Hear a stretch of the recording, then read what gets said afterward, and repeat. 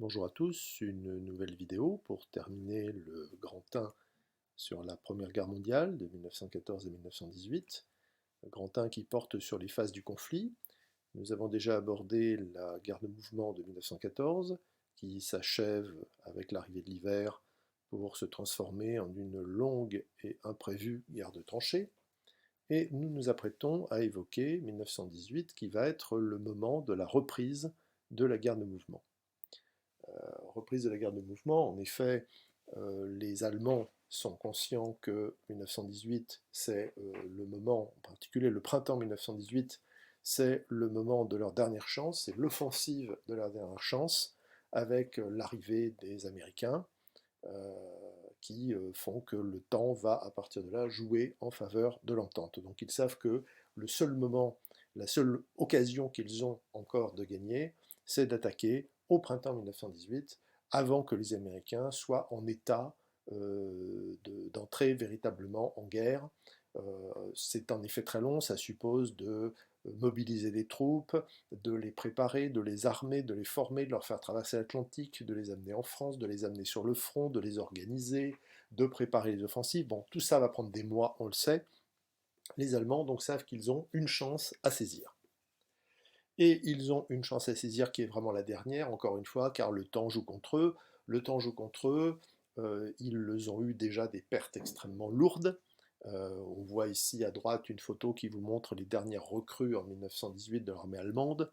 On commence à recruter véritablement des adolescents. Vous avez également un pays qui est en situation très difficile en termes d'approvisionnement. Vous avez à gauche une caricature française qui présente une boucherie vide en Allemagne. Ça n'est pas de la propagande française, c'est une réalité. Je vous rappelle en effet qu'une guerre navale se déroule pendant la Première Guerre mondiale, qui oppose en particulier la flotte britannique, la flotte franco-britannique, aux sous-marins allemands. Vous avez à gauche une affiche qui vous présente justement un appel à souscrire des emprunts de guerre pour financer la construction de sous-marins qui doivent permettre d'étouffer économiquement l'Angleterre.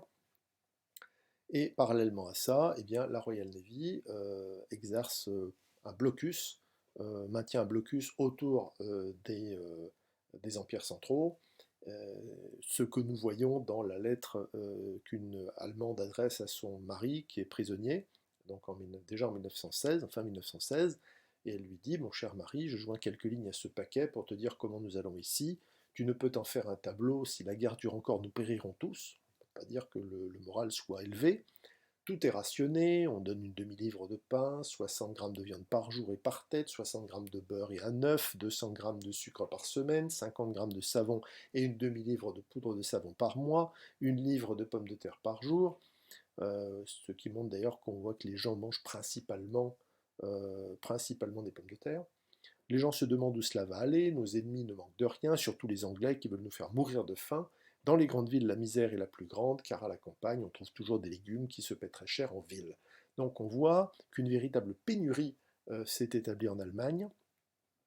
On sait qu'une véritable surmortalité a eu lieu en Allemagne à cause de ce manque d'approvisionnement. Et il ne faut pas oublier un autre élément, un élément que nous connaissons bien aujourd'hui, c'est une épidémie. C'est une pandémie en fait qui frappe la planète, qu'on appelle la grippe espagnole, et elle va frapper particulièrement durement des pays comme l'Allemagne qui sont en guerre, qui sont à cause de cela finalement préoccupés par autre chose, et qui donc surtout les populations sont affaiblies, affaiblies notamment par la faim. Et il faut bien voir que la grippe espagnole va faire dans le monde peut-être 20 millions de morts, c'est-à-dire 2 fois plus que la Première Guerre mondiale. Donc, les Allemands savent que c'est leur dernière chance et ils ont donc décidé pour le printemps et le début de l'été 1918 une série d'offensives. Donc entre mars et juillet, une série de 5 offensives est lancée sur le front de l'Ouest. Les Allemands ont pu ramener la plus grande partie de leurs troupes donc côté ouest. Et donc ils décident une série d'offensives. Vous avez une première attaque qui se déroule dans la Somme, vous en avez une autre qui se déroule en Flandre, puis ensuite vous avez une série d'offensives dans le secteur de Soissons et en Champagne. Ces attaques permettent aux Allemands de s'approcher de Paris à peu près 50 km et donc de mettre en place 3 canons géants qui vont permettre de tirer sur la capitale. L'objectif évidemment étant de frapper le moral, de frapper l'imagination, de frapper surtout, d'atteindre le moral des Français, et des Parisiens et de pousser, si c'est possible, à l'arrêt des combats, en tout cas que les Français demandent l'arrêt des combats. Alors, ces canons, les Parisiens parlent de la Grosse Bertha, ce qui est en fait une erreur, parce que la Grosse Bertha, c'est encore un autre canon. Il n'y a pas qu'un canon, il y en a trois. Ces canons, les Allemands les appellent les Pariser Kanonen, donc les canons de Paris. Ce sont des canons géants qui sont camouflés. Alors, vous avez ici une photo en bas à gauche qui montre le canon camouflé. Vous avez deux images qui vous le montrent sans camouflage, et notamment une photo où vous le montre en train de tirer. Et vous avez une carte de Paris avec des points rouges qui indiquent où sont tombés des obus. On voit que la capitale a été durement frappée. Cette offensive, elle touche donc notamment les Flandres, elle touche en particulier la région. Voici l'offensive Georgette, donc qui se déroule en particulier au mois d'avril, qui va être l'occasion de faire une percée, d'avancer au nord de Béthune, Béthune qui va d'ailleurs être bombardée par l'artillerie allemande et détruit, dont le centre va être détruit à 80% à cette occasion-là. Cette offensive des Allemands progressent, mais ils n'arrivent pas loin de là jusqu'à Paris, et ils vont être victimes d'une contre-offensive de l'Entente. L'Entente s'est en effet organisée, il y a maintenant un commandement unique franco-britannique, en la personne d'un général français qui s'appelle Ferdinand Foch, et des contre-offensives sont évidemment organisées à partir donc de l'été 1918. Ça commence dans le secteur de Reims, avec une grande offensive qui est appuyée par 756 chars. Donc vous en voyez un, vous voyez un de ces chars français, Renault FT-17, qui circule ici sur la carte. Et c'est ce qu'on appelle la seconde bataille de la Marne. Une autre attaque va être menée cette fois-ci dans le secteur d'Amiens, donc là nous sommes plus au nord, nous sommes plutôt dans le secteur de la Somme. Le 8 août, une attaque est lancée avec 456 chars, et là le front allemand cède. Il y a carrément des mouvements de panique, et d'ailleurs le général Ludendorff a parlé d'un jour de deuil de l'armée allemande à cette occasion-là. Et c'est le début d'une grande reculade pour les Allemands, donc ils vont reculer au mois d'août sur plus de 25 km. Les Américains interviennent pour la première fois sur le front, cette fois-ci dans un secteur qui est proche de la Lorraine, c'est le secteur de Saint-Mihiel, donc là nous sommes en Argonne. Ils vont être chargés de réduire donc, ce qu'on appelle le saillant de Saint-Mihiel. Ça va être pour eux un rude baptême du feu. Et une offensive générale est lancée en octobre-novembre. Le tout fait qu'en 4 mois, les Allemands reculent de 150 km.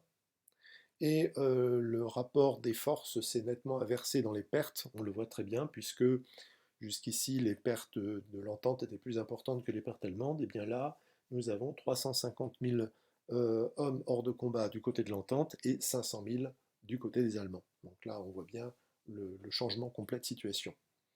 Ce recul dans le Nord-Pas-de-Calais, le voici. On a une reconquête du terrain qui avait été perdu donc, dès le mois de septembre.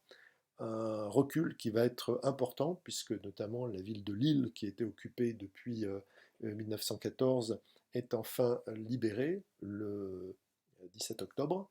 Et on voit qu'au moment où s'arrête la guerre, eh bien, la région a été à peu près entièrement libérée. Voici pour les lignes de front. Donc c'est une contre-offensive qui est efficace, une contre-offensive qui va être arrêtée par la demande d'armistice qui est faite.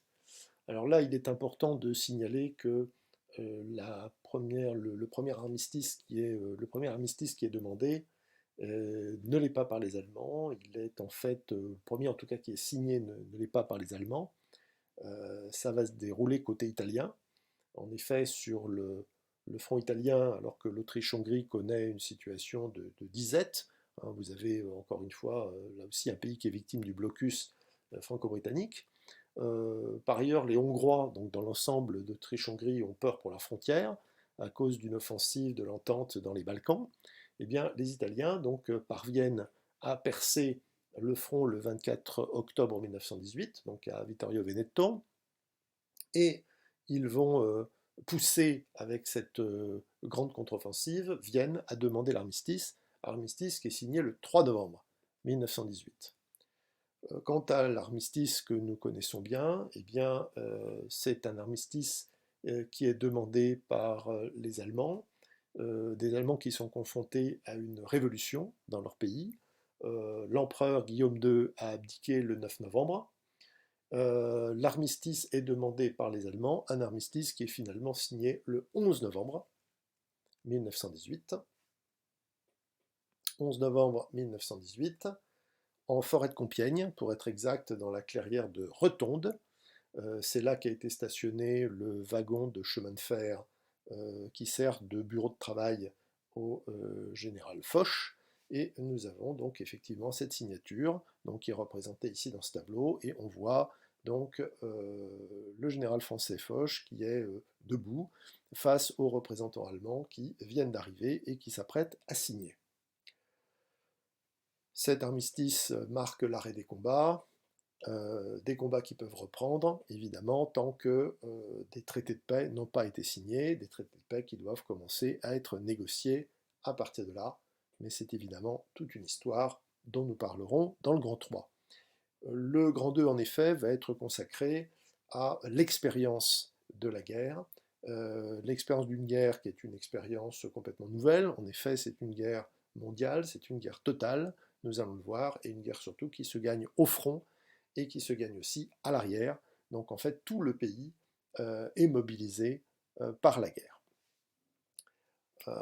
C'est ce que nous verrons dans une prochaine vidéo. Merci pour votre attention.